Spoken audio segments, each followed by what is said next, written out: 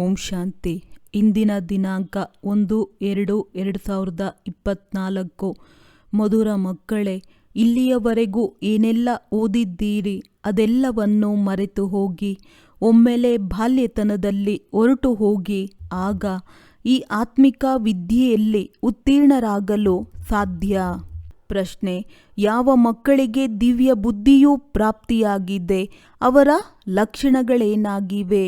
ಉತ್ತರ: ಅಂತಹ ಮಕ್ಕಳು ಈ ಹಳೆಯ ಪ್ರಪಂಚವನ್ನು ಈ ಕಣ್ಣುಗಳಿಂದ ನೋಡಿಯೂ ನೋಡದಂತಿರುತ್ತಾರೆ.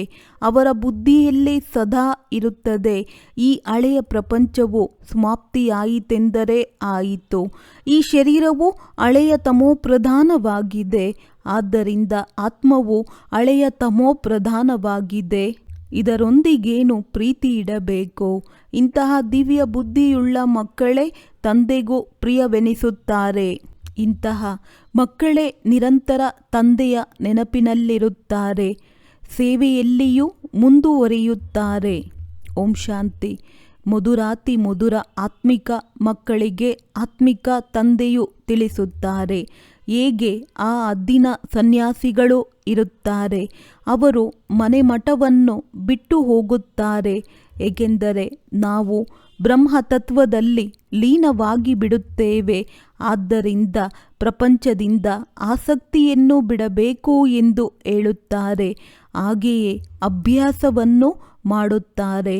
ಹೋಗಿ ಏಕಾಂತದಲ್ಲಿರುತ್ತಾರೆ. ಅವರು ಹಠಯೋಗಿ ತತ್ವಜ್ಞಾನಿಗಳಾಗಿದ್ದಾರೆ. ಬ್ರಹ್ಮತತ್ವದಲ್ಲಿ ಲೀನವಾಗಿ ಬಿಡುತ್ತೇವೆ ಎಂದು ತಿಳಿಯುತ್ತಾರೆ. ಆದ್ದರಿಂದ ಮಮತ್ವವನ್ನು ಕಳೆಯಲು ಗೃಹಸ್ಥವನ್ನು ಬಿಟ್ಟು ಹೋಗುತ್ತಾರೆ. ವೈರಾಗ್ಯವು ಬಂದು ಬಿಡುತ್ತದೆ, ಆದರೆ ಅಷ್ಟು ಬೇಗನೆ ಮಮತ್ವವು ಕಳೆಯುವುದಿಲ್ಲ. ಸ್ತ್ರೀ ಮಕ್ಕಳು ಮೊದಲಾದವರು ನೆನಪಿಗೆ ಬರುತ್ತಿರುತ್ತಾರೆ. ಇಲ್ಲಂತೂ ನೀವು ಜ್ಞಾನದ ಬುದ್ಧಿಯಿಂದ ಎಲ್ಲವನ್ನು ಮರೆಯಬೇಕಾಗುತ್ತದೆ. ಯಾವುದೇ ವಸ್ತುವು ಬೇಗನೆ ಮರೆತು ಹೋಗುವುದಿಲ್ಲ. ಈಗ ನೀವು ಈ ಬೇಹದ್ದಿನ ಸನ್ಯಾಸ ಮಾಡುತ್ತೀರಿ. ನೆನಪಂತೂ ಎಲ್ಲ ಸನ್ಯಾಸಿಗಳಿಗೂ ಇರುತ್ತದೆ, ಆದರೆ ಬುದ್ಧಿಯಿಂದ ನಾವು ಬ್ರಹ್ಮತತ್ವದಲ್ಲಿ ಲೀನವಾಗಬೇಕು. ಆದ್ದರಿಂದ ದೇಹಭಾನವನ್ನು ಇಟ್ಟುಕೊಳ್ಳಬಾರದೆಂದು ತಿಳಿಯುತ್ತಾರೆ. ಅವರದ್ದು ಹಠಯೋಗವಾಗಿದೆ. ನಾವು ಈ ಶರೀರವನ್ನು ಬಿಟ್ಟು ಬ್ರಹ್ಮನಲ್ಲಿ ಲೀನವಾಗುತ್ತೇವೆಂದು ತಿಳಿಯುತ್ತಾರೆ. ಆದರೆ ನಾವು ಶಾಂತಿಧಾಮದಲ್ಲಿ ಹೋಗಲು ಹೇಗೆ ಸಾಧ್ಯ ಎಂಬುದು ಅವರಿಗೆ ತಿಳಿದೇ ಇಲ್ಲ. ನೀವೀಗ ತಿಳಿದಿದ್ದೀರಿ, ನಾವು ಮನೆಗೆ ಹೋಗಬೇಕಾಗಿದೆ. ಹೇಗೆ ವಿದೇಶದಿಂದ ಬರುತ್ತಾರೆಂದರೆ ನೀವು ಬಾಂಬೆಯ ಮೂಲಕ ಹೋಗಬೇಕೆಂದು ತಿಳಿಯುತ್ತೀರಿ. ಈಗ ನೀವು ಮಕ್ಕಳಿಗೂ ಸಹ ಪಕ್ಕಾ ನಿಶ್ಚಯವಿದೆ. ಪವಿತ್ರತೆಯೂ ಚೆನ್ನಾಗಿದೆ, ಜ್ಞಾನವೂ ಚೆನ್ನಾಗಿದೆ, ಒಳ್ಳೆಯ ಸಂಸ್ಥೆಯಾಗಿದೆ. ಮಾತೆಯರು ಬಹಳ ಪರಿಶ್ರಮ ಪಡುತ್ತಾರೆ ಎಂದು ಅನೇಕರು ಹೇಳುತ್ತಾರೆ, ಏಕೆಂದರೆ ಅವಿಶ್ರಾಂತರಾಗಿ ಸೇವೆ ಮಾಡುತ್ತಾರೆ. ತಮ್ಮ ತನು ಮನ ಧನವನ್ನು ತೊಡಗಿಸುತ್ತೀರಿ, ಆದ್ದರಿಂದ ಒಳ್ಳೆಯದು ಎಂದೆನಿಸುತ್ತದೆ. ಅದನ್ನು ತಂದೆಯೂ ಸಹ ಹೇಳುತ್ತಾರೆ. ಕೋಟಿಯಲ್ಲಿ ಕೆಲವರು, ಅರ್ಥಾತ್ ಯಾರು ನಿಮ್ಮ ಬಳಿ ಬರುತ್ತಾರೆಯೋ ಅವರಲ್ಲಿಯೂ ಕೆಲವರೇ ಯಥಾರ್ಥವಾಗಿ ತಿಳಿಯುತ್ತಾರೆ. ಈ ಹಳೆಯ ಪ್ರಪಂಚವಂತೂ ಈಗ ಸಮಾಪ್ತಿಯಾಗಲಿದೆ. ಈಗ ತಂದೆಯು ಬಂದಿದ್ದಾರೆಂದು ನಿಮಗೂ ಗೊತ್ತಿದೆ. ಸಾಕ್ಷಾತ್ಕಾರವಾಗಲಿ ಅಥವಾ ಬಿಡಲಿ, ವಿವೇಕವಂತೂ ಹೇಳುತ್ತದೆ, ಬೇಹದ್ದಿನ ತಂದೆಯು ಬಂದಿದ್ದಾರೆ. ಇದು ನಿಮಗೂ ಸಹ ಗೊತ್ತಿದೆ. ತಂದೆಯು ಒಬ್ಬರೇ ಆಗಿದ್ದಾರೆ. ಅವರೇ ಪಾರಲೌಕಿಕ ತಂದೆ, ಜ್ಞಾನಸಾಗರನಾಗಿದ್ದಾರೆ. ಲೌಕಿಕ ತಂದೆಗಂತೂ ಎಂದೂ ಜ್ಞಾನಸಾಗರನೆಂದು ಹೇಳುವುದಿಲ್ಲ. ಇದನ್ನು ತಂದೆಯೇ ಬಂದು ನೀವು ಮಕ್ಕಳಿಗೆ ತಮ್ಮ ಪರಿಚಯವನ್ನು ಕೊಡುತ್ತಾರೆ. ನೀವು ಮಕ್ಕಳಿಗೂ ಗೊತ್ತಿದೆ, ಈ ಹಳೆಯ ಪ್ರಪಂಚವು ಸಮಾಪ್ತಿಯಾಗಲಿದೆ. ನಾವು 84 ಜನ್ಮಗಳ ಚಕ್ರವನ್ನು ಪೂರ್ಣ ಮಾಡಿದೆವು. ಈಗ ನಾವು ಹಿಂತಿರುಗಿ ಶಾಂತಿಧಾಮದ ಮೂಲಕ ಸುಖಧಾಮಕ್ಕೆ ಹೋಗಲು ಪುರುಷಾರ್ಥ ಮಾಡುತ್ತೇವೆ. ಶಾಂತಿಧಾಮಕ್ಕಂತೂ ಅವಶ್ಯವಾಗಿ ಹೋಗಬೇಕಾಗಿದೆ. ಅಲ್ಲಿಂದ ಮತ್ತೆ ಇಲ್ಲಿಗೆ ಹಿಂತಿರುಗಿ ಬರಬೇಕಾಗಿದೆ. ಮನುಷ್ಯರಂತೂ ಈ ಮಾತುಗಳಲ್ಲಿ ಗೊಂದಲಕ್ಕೊಳಗಾಗಿದ್ದಾರೆ. ಯಾರೇ ಸತ್ತರೂ ವೈಕುಂಠಕ್ಕೆ ಹೋದರೆಂದು ತಿಳಿಯುತ್ತಾರೆ. ಆದರೆ ವೈಕುಂಠವೆಲ್ಲಿದೆ? ಈ ವೈಕುಂಠದ ಹೆಸರಂತೂ ಭಾರತವಾಸಿಗಳಿಗೆ ಗೊತ್ತಿದೆ, ಅನ್ಯ ಧರ್ಮದವರಿಗೆ ಗೊತ್ತೇ ಇಲ್ಲ. ಕೇವಲ ಹೆಸರನ್ನು ಕೇಳಿದ್ದಾರೆ, ಚಿತ್ರಗಳನ್ನು ನೋಡಿದ್ದಾರೆ, ದೇವತೆಗಳ ಹಲವಾರು ಮಂದಿರಗಳನ್ನು ನೋಡಿದ್ದಾರೆ. ಹೇಗೆ ಈ ದಿಲ್ವಾಡ ಮಂದಿರವಿದೆ, ಇದನ್ನು ಲಕ್ಷಾಂತರ ಕೋಟ್ಯಾಂತರ ರೂಪಾಯಿಗಳನ್ನು ಖರ್ಚು ಮಾಡಿಸಿದ್ದಾರೆ, ಮಾಡಿಸುತ್ತಲೇ ಇರುತ್ತಾರೆ. ದೇವಿ ದೇವತೆಗಳಿಗೆ ವೈಷ್ಣವರೆಂದು ಕರೆಯುತ್ತಾರೆ. ಅವರು ವಿಷ್ಣುವಿನ ವಂಶಾವಳಿಯಾಗಿದ್ದಾರೆ. ಅವರಂತೂ ಪವಿತ್ರರು ಆಗಿಯೇ ಇದ್ದಾರೆ. ಸತ್ಯಯುಗಕ್ಕೆ ಪಾವನ ಪ್ರಪಂಚವೆಂದು ಹೇಳಲಾಗುತ್ತದೆ. ಇದಾಗಿದೆ ಪತಿತ ಪ್ರಪಂಚ. ಸತ್ಯಯುಗದ ವೈಭವ ಮುಂತಾದವೆಲ್ಲವೂ ಇಲ್ಲಿ ಇಲ್ಲವೇ ಇಲ್ಲ. ಇಲ್ಲಂತೂ ದವಸ ಧಾನ್ಯ ಮುಂತಾದವೆಲ್ಲವೂ ತಮೋಪ್ರಧಾನವಾಗಿ ಬಿಡುತ್ತವೆ. ಇಲ್ಲಿನ ರುಚಿಯೂ ಸಹ ತಮೋಪ್ರಧಾನವಾಗಿದೆ. ಮಕ್ಕಳು ಧ್ಯಾನದಲ್ಲಿ ಹೋದಾಗ ನಾವು ಶುಭೀರಸವನ್ನು ಕುಡಿದು ಬಂದೆವು, ಬಹಳ ಚೆನ್ನಾಗಿತ್ತೆಂದು ಹೇಳುತ್ತಾರೆ. ಇಲ್ಲಿಯೂ ಸಹ ನಿಮ್ಮ ಕೈಯಿಂದ ತಯಾರಿಸಿದ ಆಹಾರವನ್ನು ಸೇವಿಸುತ್ತಾರೆ, ಬಹಳ ಪ್ರೀತಿಯಿಂದ ತಿನ್ನುತ್ತಾರೆ.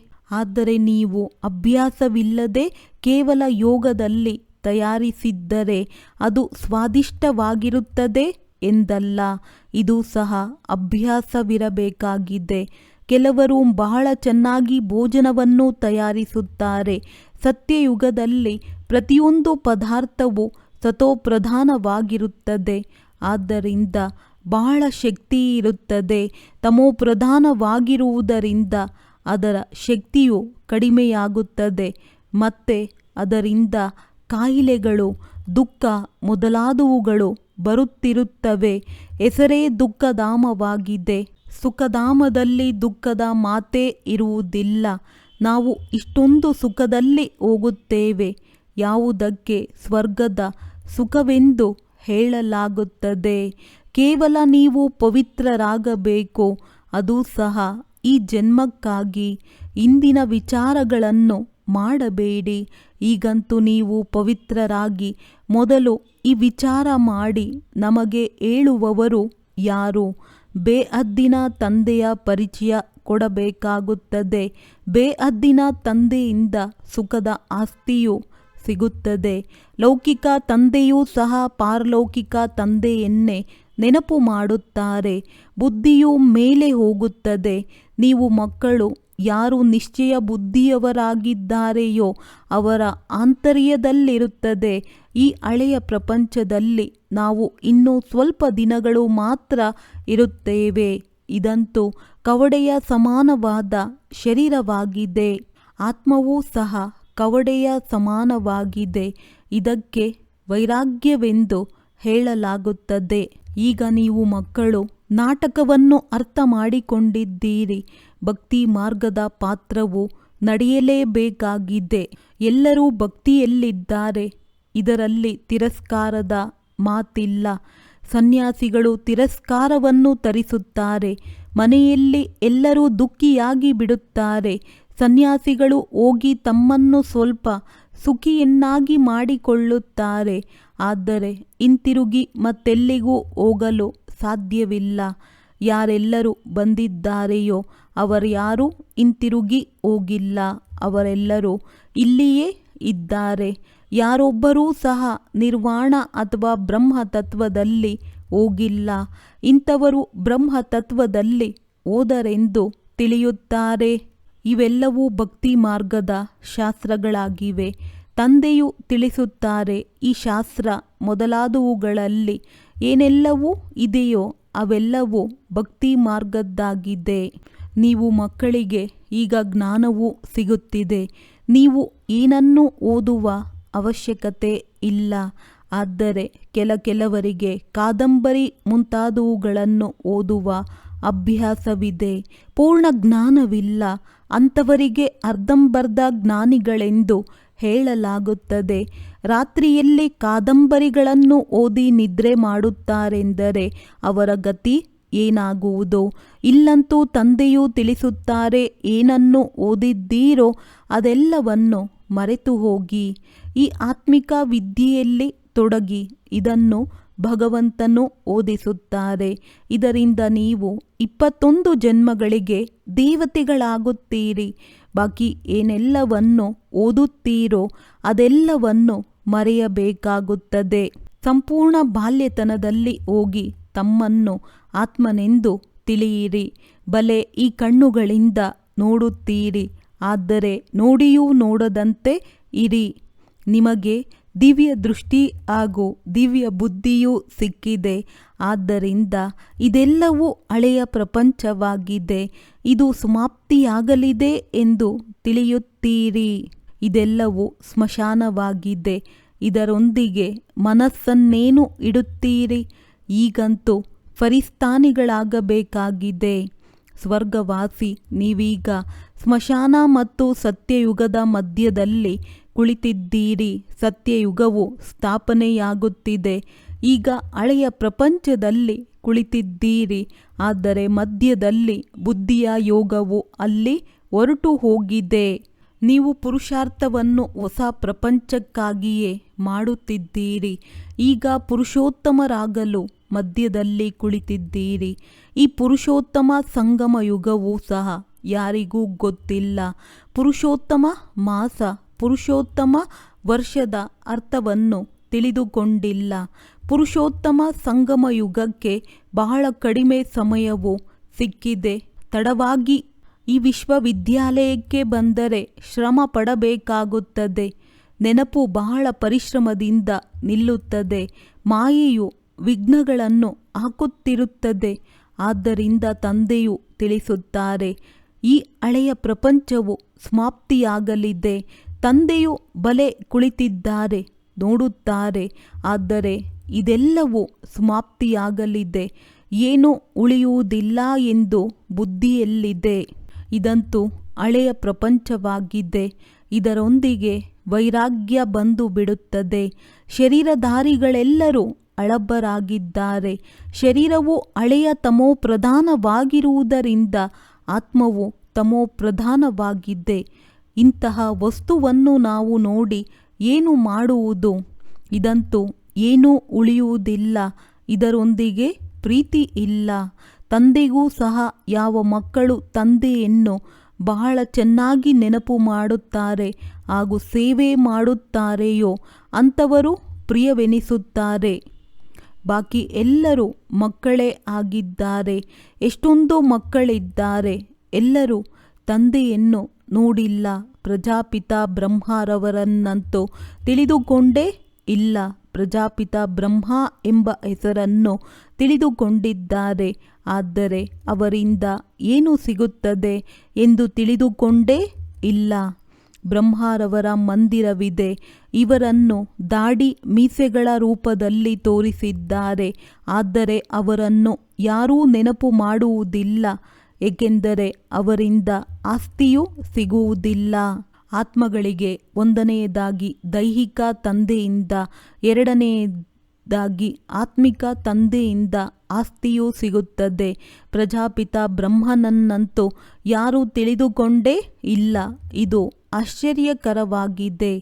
ತಂದೆಯಾಗಿ ಆಸ್ತಿಯನ್ನು ಕೊಡದಿದ್ದರೆ ಅಲೌಕಿಕ ತಂದೆಯಾದರಲ್ಲವೇ? ಬ್ರಹ್ಮ ಆಸ್ತಿಯಂತೂ ಪರಿಮಿತ ಮತ್ತು ಅಪರಿಮಿತವಾಗಿರುತ್ತದೆ. ಮಧ್ಯದಲ್ಲಿ ಆಸ್ತಿ ಇರುವುದಿಲ್ಲ. ಬಲೆ ಪ್ರಜಾಪಿತನೆಂದು ಹೇಳುತ್ತಾರೆ, ಆದರೆ ಆಸ್ತಿಯೇನೂ ಇಲ್ಲ.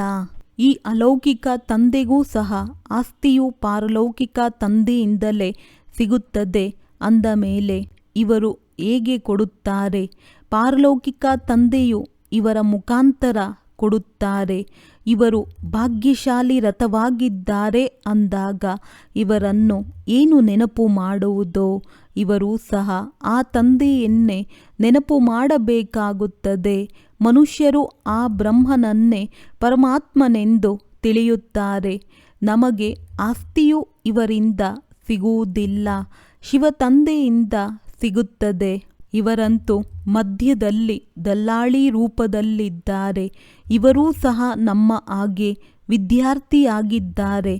ಭಯಪಡುವ ಮಾತಿಲ್ಲ. ಈ ಸಮಯದಲ್ಲಿ ಇಡೀ ಪ್ರಪಂಚವು ತಮೋಪ್ರಧಾನವಾಗಿದೆ. ನೀವು ಯೋಗ ಬಲದಿಂದ ಸತೋಪ್ರಧಾನರಾಗಬೇಕಾಗಿದೆ. ಲೌಕಿಕ ತಂದೆಯಿಂದ ಹದ್ದಿನ ಆಸ್ತಿಯೂ ಸಿಗುತ್ತದೆ. ನೀವೀಗ ಹದ್ದಿನಲ್ಲಿ ಬುದ್ಧಿಯನ್ನಿಡಬೇಕಾಗಿದೆ. ತಂದೆಯು ತಿಳಿಸುತ್ತಾರೆ, ತಂದೆಯ ವಿನಃ ಮತ್ಯಾರಿಂದಲೂ ಏನೂ ಸಿಗುವುದಿಲ್ಲ. ಬಲೆ ದೇವತೆಗಳಾಗಿದ್ದರೂ ಸಹ ಈ ಸಮಯದಲ್ಲಂತೂ ಎಲ್ಲರೂ ತಮೋಪ್ರಧಾನರಾಗಿದ್ದಾರೆ. ಲೌಕಿಕ ತಂದೆಯಿಂದ ಆಸ್ತಿಯಂತೂ ಅವಶ್ಯವಾಗಿ ಸಿಗುತ್ತದೆ. ಬಾಕಿ ಈ ಲಕ್ಷ್ಮೀನಾರಾಯಣರಿಂದ ಏನನ್ನು ಬಯಸುತ್ತೀರಿ? ಇವರು ಅಮರರಾಗಿದ್ದಾರೆ ಎಂದು ಮರಣ ಹೊಂದುವುದಿಲ್ಲ. ತಮೋಪ್ರಧಾನವಾಗುತ್ತಾರೆ ಎಂದು ತಿಳಿಯುತ್ತಾರೆ. ಆದರೆ ನಿಮಗೆ ಗೊತ್ತಿದೆ, ಯಾರು ಸತೋಪ್ರಧಾನವಾಗಿದ್ದಾರೆಯೋ ಅವರೇ ತಮೋಪ್ರಧಾನತೆಯಲ್ಲಿ ಬರುತ್ತಾರೆ. ಶ್ರೀಕೃಷ್ಣನನ್ನು ಲಕ್ಷ್ಮೀನಾರಾಯಣರಿಗಿಂತಲೂ ಶ್ರೇಷ್ಠರೆಂದು ತಿಳಿಯುತ್ತಾರೆ. ಏಕೆಂದರೆ ಈ ಲಕ್ಷ್ಮೀನಾರಾಯಣರಿಗೆ ವಿವಾಹವಾಗಿದೆ. ಆದರೆ ಕೃಷ್ಣನು ಜನ್ಮತಃ ಪವಿತ್ರ. ಆದ್ದರಿಂದ ಬಾಲ್ಯದಲ್ಲಿ ಸತೋಪ್ರಧಾನತೆ ಇರುವ ಕಾರಣ ಕೃಷ್ಣನಿಗೆ ಬಹಳ ಮಹಿಮೆ ಇದೆ. ಕೃಷ್ಣನನ್ನು ಉಯ್ಯಾಲೆಯಲ್ಲಿ ತೂಗುತ್ತಾರೆ. ಕೃಷ್ಣ ಜಯಂತಿಯನ್ನು ಆಚರಿಸುತ್ತಾರೆ. ಲಕ್ಷ್ಮೀ ನಾರಾಯಣರದ್ದನ್ನು ಏಕೆ ಆಚರಿಸುವುದಿಲ್ಲ? ಜ್ಞಾನವಿಲ್ಲದಿರುವ ಕಾರಣ ಕೃಷ್ಣನನ್ನು ದ್ವಾಪರದಲ್ಲಿ ತೆಗೆದುಕೊಂಡು ಹೋಗಿದ್ದಾರೆ. ಗೀತಾ ಜ್ಞಾನವನ್ನು ದ್ವಾಪರದಲ್ಲಿ ಕೊಟ್ಟಿದ್ದಾರೆಂದು ಹೇಳುತ್ತಾರೆ. ಅನ್ಯರಿಗೆ ತಿಳಿಸುವುದು ಎಷ್ಟೊಂದು ಕಠಿಣವಾಗಿದೆ. ಜ್ಞಾನವು ಪರಂಪರೆಯಿಂದ ನಡೆದು ಬರುತ್ತಿದೆ ಎಂದು ಹೇಳಿಬಿಡುತ್ತಾರೆ. ಆದರೆ ಪರಂಪರೆ ಎಂದರೆ ಯಾವಾಗಿನಿಂದ? ಇದನ್ನು ಯಾರೂ ತಿಳಿದುಕೊಂಡಿಲ್ಲ. ಪೂಜೆಯು ಯಾವಾಗಿನಿಂದ ಪ್ರಾರಂಭವಾಗಿದೆ ಅದನ್ನು ತಿಳಿದುಕೊಂಡಿಲ್ಲ. ಆದ್ದರಿಂದ ರಚಯಿತ ಮತ್ತು ರಚನೆಯ ಸೃಷ್ಟಿಯ ಆದಿ ಮಧ್ಯ ಅಂತ್ಯವನ್ನು ತಿಳಿದುಕೊಂಡಿಲ್ಲವೆಂದು ಹೇಳುತ್ತಾರೆ. ಕಲ್ಪದ ಆಯಸ್ಸು ಲಕ್ಷಾಂತರ ವರ್ಷಗಳೆಂದು ಹೇಳಿರುವುದರಿಂದ ಪರಂಪರೆ ಎಂದು ಹೇಳಿಬಿಡುತ್ತಾರೆ. ತಿಥಿ ತಾರೀಖು ಏನನ್ನೂ ತಿಳಿದುಕೊಂಡಿಲ್ಲ. ಲಕ್ಷ್ಮೀ ನಾರಾಯಣರ ಜನ್ಮದಿನವನ್ನು ಆಚರಿಸುವುದಿಲ್ಲ. ಇದಕ್ಕೆ ಅಜ್ಞಾನ ಅಂಧಕಾರವೆಂದು ಹೇಳಲಾಗುತ್ತದೆ. ನಿಮ್ಮಲ್ಲಿಯೂ ಸಹ ಯಥಾರ್ಥ ರೀತಿಯಲ್ಲಿ ಈ ಮಾತುಗಳನ್ನು ಅರಿತುಕೊಂಡಿಲ್ಲ. ಆದ್ದರಿಂದಲೇ ಮಹಾರಥಿ, ಕುದುರೆ ಸವಾರರು ಮತ್ತು ಕಾಲಾಳುಗಳು ಎಂದು ಹೇಳಲಾಗಿದೆ. ಗಜವನ್ನು ಮೊಸಳೆಯೂ ತಿಂದಿತು. ಮೊಸಳೆಯು ಬಹಳ ದೊಡ್ಡದಿರುತ್ತದೆ. ಒಂದೇ ಸಲ ನುಂಗಿಬಿಡುತ್ತದೆ. ಹೇಗೆ ಸರ್ಪವು ಕಪ್ಪೆಯನ್ನು ನುಂಗುತ್ತದೆಯೋ ಹಾಗೆ ಭಗವಂತನನ್ನು ಉದೋಟದ ಮಾಲೀಕ ಅಂಬಿಗನೆಂದು ಏಕೆ ಹೇಳುತ್ತಾರೆ? ಇದನ್ನು ಸಹ ನೀವು ಈಗ ತಿಳಿದುಕೊಂಡಿದ್ದೀರಿ. ತಂದೆಯು ಬಂದು ವಿಷಯ ಸಾಗರದಿಂದ ದೂರ ಕರೆದುಕೊಂಡು ಹೋಗುತ್ತಾರೆ. ಆದ್ದರಿಂದ ಅಂಬಿಗನೇ ನನ್ನ ದೋಣಿಯನ್ನು ಪಾರು ಮಾಡು ಎಂದು ಹೇಳುತ್ತಾರೆ. ನಿಮಗೂ ಸಹ ನಾವು ಹೇಗೆ ಪಾರಾಗುತ್ತೇವೆಂದು ತಿಳಿದಿದೆ. ಅಲ್ಲಿ ದುಃಖ ನೋವಿನ ಮಾತಿರುವುದಿಲ್ಲ. ನೀವು ಕೇಳಿ ಅನ್ಯರಿಗೂ ಹೇಳುತ್ತೀರಿ. ಜೀವನ ದೋಣಿಯನ್ನು ಪಾರು ಮಾಡುವ ಅಂಬಿಗನು ತಿಳಿಸುತ್ತಾರೆ. ಏ ಮಕ್ಕಳೇ, ನೀವೆಲ್ಲರೂ ತಮ್ಮನ್ನು ಆತ್ಮನೆಂದು ತಿಳಿಯಿರಿ. ನೀವು ಮೊದಲು ಶಿರಸಾಗರದಲ್ಲಿದ್ದೀರಿ. ಈಗ ವಿಷಯ ಸಾಗರದಲ್ಲಿ ಬಂದು ತಲುಪಿದ್ದೀರಿ. ಮೊದಲು ನೀವು ದೇವತೆಗಳಾಗಿದ್ದೀರಿ. ಸ್ವರ್ಗವು ವಂಡರ್ ಆಫ್ ವರ್ಲ್ಡ್, ಅದ್ಭುತಗಳಲ್ಲಿ ಒಂದಾಗಿದೆ. ಇಡೀ ಪ್ರಪಂಚದಲ್ಲಿ ಆತ್ಮಿಕ ಅದ್ಭುತವು ಸ್ವರ್ಗವಾಗಿದೆ. ಹೆಸರನ್ನು ಕೇಳುತ್ತಿದ್ದಂತೆಯೇ ಖುಷಿಯಾಗುತ್ತದೆ. ಅಂತಹ ಸ್ವರ್ಗದಲ್ಲಿ ನೀವು ಇರುತ್ತೀರಿ. ಇಲ್ಲಿ 7 ಅದ್ಭುತಗಳನ್ನು ತೋರಿಸುತ್ತಾರೆ. ತಾಜ್ ಮೆಹಲನ್ನು ಸಹ ಅದ್ಭುತವೆಂದು ಹೇಳುತ್ತಾರೆ. ಆದರೆ ಅಲ್ಲಿ ಯಾರೂ ಇರಲು ಸಾಧ್ಯವಿಲ್ಲ. ನೀವಂತೂ ಅಂತಹ ಅದ್ಭುತ ಸ್ವರ್ಗದ ಮಾಲೀಕರಾಗಿದ್ದೀರಿ. ನೀವು ಇರುವುದಕ್ಕಾಗಿ ತಂದೆಯು ಎಷ್ಟು ಅದ್ಭುತವಾದ ವೈಕುಂಠವನ್ನು ಸ್ಥಾಪಿಸುತ್ತಾರೆ. 21 ಜನ್ಮಗಳಿಗಾಗಿ ಪದಮಾಪತಿಗಳಾಗುತ್ತೀರಿ ಅಂದ ಮೇಲೆ ನೀವು ಮಕ್ಕಳಿಗೆ ಎಷ್ಟೊಂದು ಖುಷಿ ಇರಬೇಕೋ ನಾವು ಅಲ್ಲಿಗೆ ಹೋಗುತ್ತಿದ್ದೇವೆ. ಅನೇಕ ಬಾರಿ ಮಕ್ಕಳು ಸ್ವರ್ಗದಲ್ಲಿ ಹೋಗಿದ್ದೀರಿ. ನೀವು ಚಕ್ರವನ್ನು ಸುತ್ತುತ್ತಲೇ ಇರುತ್ತೀರಿ. ಪುರುಷಾರ್ಥವನ್ನು ಸಹ ಹೀಗೆ ಮಾಡಬೇಕು. ಹೊಸ ಪ್ರಪಂಚದಲ್ಲಿ ನಾವು ಮೊಟ್ಟಮೊದಲು ಬರಬೇಕು. ಹಳೆಯ ಮನೆಗೆ ಹೋಗಲು ಮನಸ್ಸಾಗುತ್ತದೆಯೇ? ತಂದೆಯು ಒತ್ತು ಕೊಟ್ಟು ಹೇಳುತ್ತಾರೆ, ಪುರುಷಾರ್ಥ ಮಾಡಿ ಹೊಸ ಪ್ರಪಂಚದಲ್ಲಿ ಹೋಗಿ. ತಂದೆಯು ನಮ್ಮನ್ನು ವಿಶ್ವದ ಅದ್ಭುತವಾದ ಸ್ವರ್ಗಕ್ಕೆ ಮಾಲೀಕರನ್ನಾಗಿ ಮಾಡುತ್ತಾರೆ ಅಂದಾಗ ಇಂತಹ ತಂದೆಯನ್ನು ನಾವೇಕೆ ನೆನಪು ಮಾಡಬಾರದು? ಬಹಳ ಶ್ರಮ ಪಡಬೇಕಾಗಿದೆ. ಈ ಹಳೆಯ ಪ್ರಪಂಚವನ್ನು ನೋಡಿಯೂ ನೋಡದಂತಿರಿ. ತಂದೆಯೂ ತಿಳಿಸುತ್ತಾರೆ, ಬಲೆ ನಾನು ನೋಡುತ್ತೇನೆ, ಆದರೆ ನಾನು ಸ್ವಲ್ಪ ದಿನಗಳ ಯಾತ್ರಿಕನಾಗಿದ್ದೇನೆಂದು ನನ್ನಲ್ಲಿ ಜ್ಞಾನವಿದೆ. ಹಾಗೆಯೇ ನೀವು ಸಹ ಪಾತ್ರವನ್ನಭಿನಯಿಸಲು ಬಂದಿದ್ದೀರಿ. ಆದ್ದರಿಂದ ಇದರೊಂದಿಗಿನ ಮಮತ್ವವನ್ನು ತೆಗೆಯಿರಿ. ಒಳ್ಳೆಯದು. ಮಧುರಾತಿ ಮಧುರ ಅಗಲಿ ಹೋಗಿ ಮರಳಿ ಸಿಕ್ಕಿರುವಂತಹ ಮಕ್ಕಳಿಗೆ ಪ್ರೀತಿಯ ಮಾತ್ಪಿತಾ ಬಾಪ್ತಾದರವರ ನೆನಪು, ಪ್ರೀತಿ ಹಾಗೂ ಸುಪ್ರಭಾತ. ಆತ್ಮೀಯ ಮಕ್ಕಳಿಗೆ ಆತ್ಮೀಯ ತಂದೆಯ ನಮಸ್ತೆ.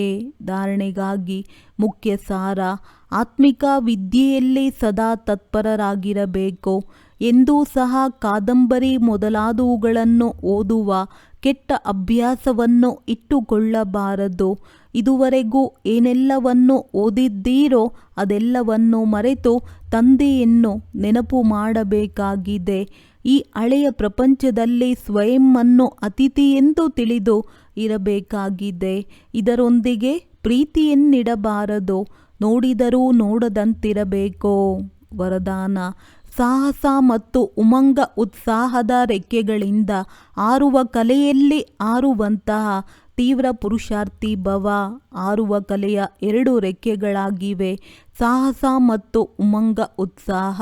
ಯಾವುದೇ ಕಾರ್ಯದಲ್ಲಿ ಸಫಲತೆಯನ್ನು ಪ್ರಾಪ್ತಿ ಮಾಡಿಕೊಳ್ಳುವುದಕ್ಕಾಗಿ ಸಾಹಸ ಮತ್ತು ಉಮಂಗ ಉತ್ಸಾಹವು ಬಹಳ ಅವಶ್ಯಕವಿದೆ. ಎಲ್ಲಿ ಉಮಂಗ ಉತ್ಸಾಹವಿರುವುದಿಲ್ಲವೋ ಅಲ್ಲಿ ಸುಸ್ತಾಗುತ್ತದೆ ಮತ್ತು ಸುಸ್ತಾಗಿರುವವರೆಂದಿಗೂ ಸಫಲರಾಗುವುದಿಲ್ಲ.